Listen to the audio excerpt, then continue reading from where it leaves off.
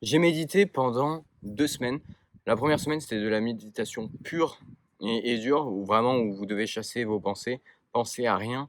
Je l'ai fait pendant 1 heure par jour, pendant 7 jours. Ça a été assez difficile.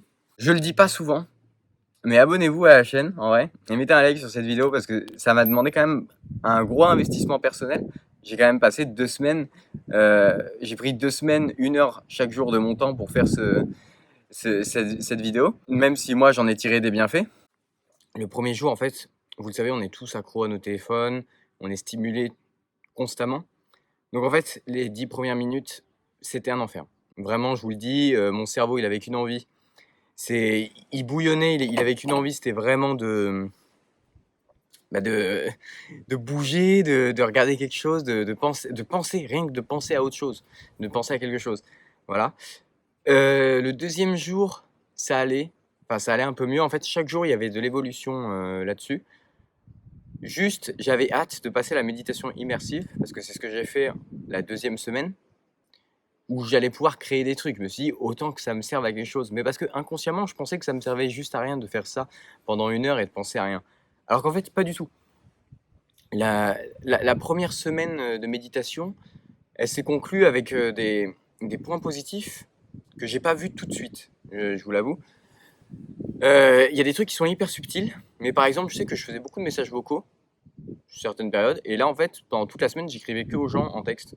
Même s'il y a des gens qui me faisaient des vocaux, je répondais en texte. C'est anecdotique, mais en fait, je sais que ça peut être lié à ça. J'ai vécu aussi une situation qui était assez stressante, plus ou moins dangereuse.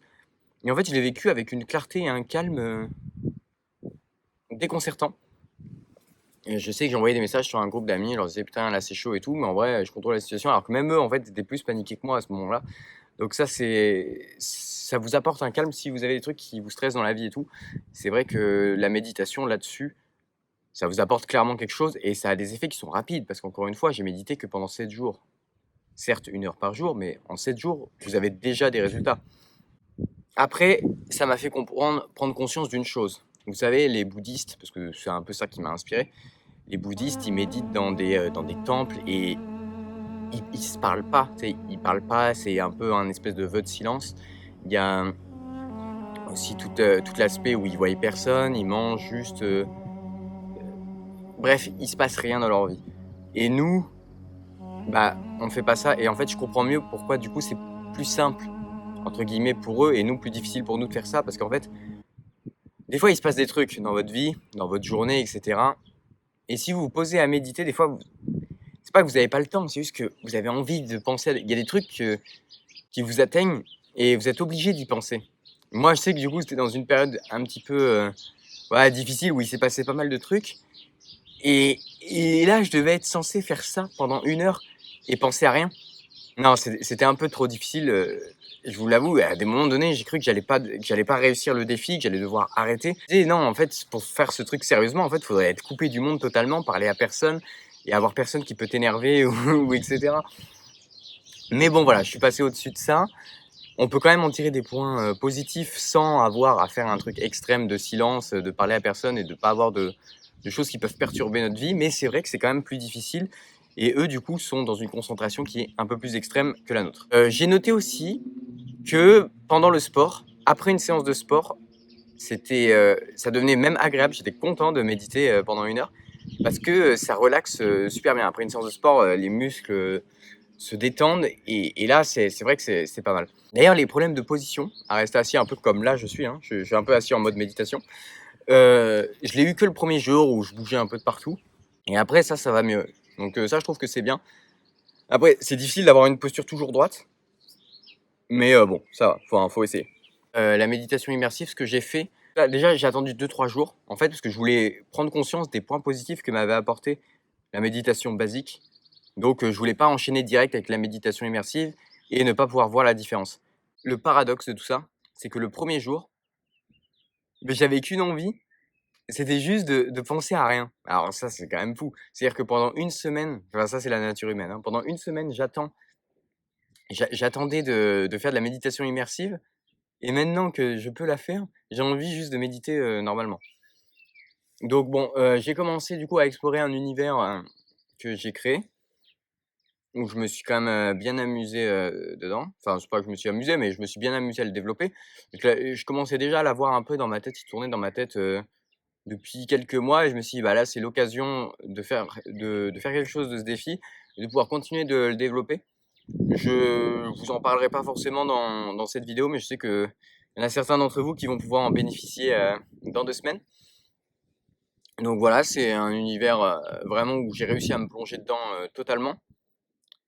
Ensuite, j'ai voulu me tester, mentalement du coup, parce que comme je vous ai dit, il m'était arrivé un peu des trucs les 2 dernières semaines et du coup, ça m'avait un peu impacté dans la méditation basique et j'avais essayé de tout réfuter ça pour, justement penser à rien et pas tomber dans le piège et sauf que là, maintenant, vu que c'est de la méditation immersive, je peux faire ce que je veux et du coup, j'ai voulu me confronter un peu à ça et waouh, c'est super, c'est un exercice, là, mental, qui a été assez difficile.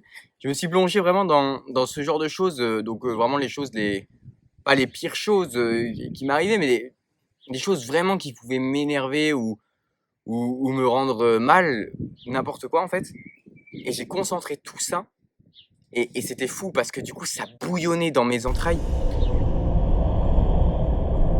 et je pouvais pas bouger parce que je me forçais du coup à rester les yeux fermés, rester méditer et je me plongeais là-dedans et c'était vraiment quelque chose de très puissant.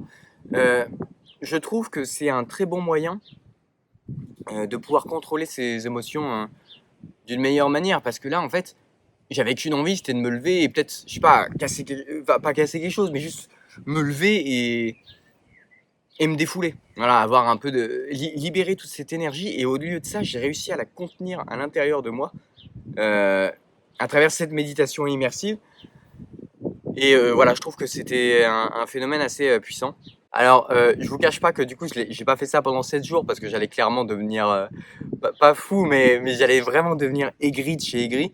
Du coup, j'ai arrêté ça parce que je me suis dit: «Bon, faut quand même que ça me procure des choses bien». Là, c'était un peu une curiosité mal placée de voir jusqu'où, je pouvais me plonger dans des idées noires un petit peu et voir jusqu'où ça pouvait aller et je suis clairement allé à des limites qui sont, pas très, on va dire, correctes en termes de sécurité mentale, je pense et voilà, je suis vraiment allé, à fond du truc, mais j'ai préféré arrêter ensuite, bah, parce que, bah, j'ai la lucidité de savoir que ça peut avoir des effets néfastes sur moi et c'était pas la solution. Mais en revanche, pour trouver de l'inspiration, bah, c'est le meilleur des trucs, se plonger comme ça, dans un mal intense et vous pouvez créer, toutes les choses, du monde.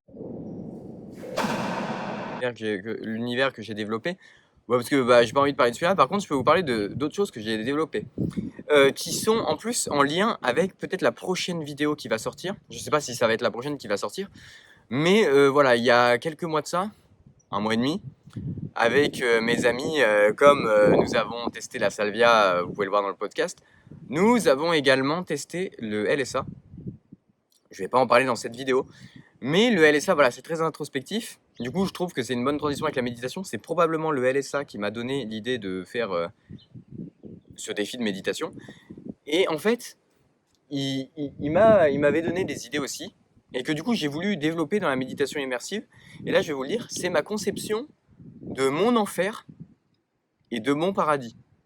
Parce que voilà, je pense que vous le savez, de par les pratiques que je fais, ou n'importe quoi, je suis pas croyant. Mais voilà, j'aime tout ce qui est, toutes les choses mystiques, et j'aime créer des choses. Et en fait, du coup, j'ai créé mon propre paradis et mon propre enfer. Alors, mon propre enfer, j'ai pas voulu trop le développer parce qu'en fait, c'est quelque chose qui me fait peur, forcément. Et bah voilà, ça regroupe toutes mes plus grandes peurs et des phobies que je peux avoir qui peuvent être simples pour vous, mais qui du coup, une phobie, c'est une phobie. Genre par exemple les araignées.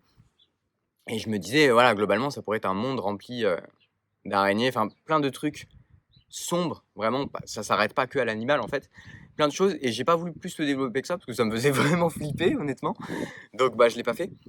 Par contre, je me suis amusé à un peu plus développer mon paradis. Alors ceux qui me connaissent, je pense qu'ils le savent, parce qu'en plus, j'en ai fait des rêves des fois un peu de ça et vraiment c'est après le LSA que j'ai eu cette idée de vraiment le plus se développer.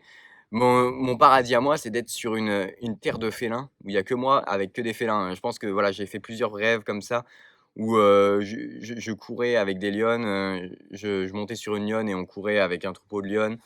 J'ai fait plein de trucs comme ça et là, mon délire, c'était encore plus de développer, genre, c'était d'avoir, de courir avec un guépard, faire la course avec un guépard, le félin le plus rapide du monde et voilà, j'ai créé tout un univers, toute une planète magnifique, vraiment. Bah, après là, moi je suis vraiment pas quelqu'un qui critique la Terre. Pour moi, la Terre, elle est vraiment magnifique. C'est juste qu'elle serait tellement plus jolie, en fait, sans nous, sans toutes les constructions, sans rien, avec, bah, que les animaux et du coup, ouais, mon paradis, ça serait vraiment ça, d'être sur, peut-être la même planète que celle-là, mais genre juste qu'avec des félins. Bah, après ça, c'est parce que c'est ma préférence. Peut-être pas forcément que des félins, il faut bien que bon, on ait des trucs à chasser, mais principalement être avec les félins. Genre ça, c'est un truc de ouf. Ça vient forcément du fait que je suis né avec un chat quasiment et que du coup, bah, j'ai toujours eu un chat dans ma vie et derrière, bah, ça a dû me créer un lien avec ça. Mais du coup, voilà, j'ai pu me développer ce paradis-là et bah, c'est vrai que ça me fait bien plus envie que l'enfer que j'ai créé, en revanche. Je pense que j'ai pas assez accentué la difficulté du défi. Faut se rendre compte que 1 heure, c'est très, très, très long. Plusieurs fois, du coup, je me demandais quelle heure il était. Alors je m'interdisais du coup de regarder l'heure parce qu'en fait, sinon ça vous sort de la concentration. 1 heure, c'est vraiment long. C'est-à-dire que si je devais continuer à faire ce défi, enfin même plus un défi, mais le prendre comme une habitude, je le ferai 25 minutes max. Parce que j'ai prolongé derrière pendant plusieurs jours, j'ai continué de le faire à peu près une demi-heure par jour. Et même une demi-heure, c'était parfois un peu trop. En tout cas, en immersif, c'était trop.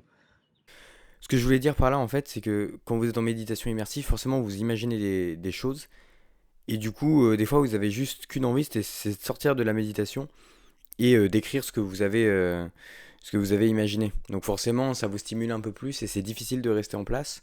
D'ailleurs, moi, je suis beaucoup plus inspiré en réalité quand je fais les 100 pas que quand je suis assis à faire ça. Donc finalement, c'est vraiment pas le truc le plus efficace pour moi pour trouver de l'inspiration. Par contre, c'est le plus efficace pour ressentir des émotions. Donc ça dépend de si j'ai envie de faire ressentir des émotions ou pas. Ce que j'ai appris, ouais, c'est qu'en immersif, le temps passe. Forcément, on travaille un peu plus dans la tête et du coup, faut prendre moins de temps. Mais on va dire en contemplatif, enfin méditation classique plutôt, je pense que 30 minutes, ouais, c'est un bon temps. 1 heure, c'est vraiment beaucoup, surtout pour des débutants comme nous tous. Est-ce que je vais continuer?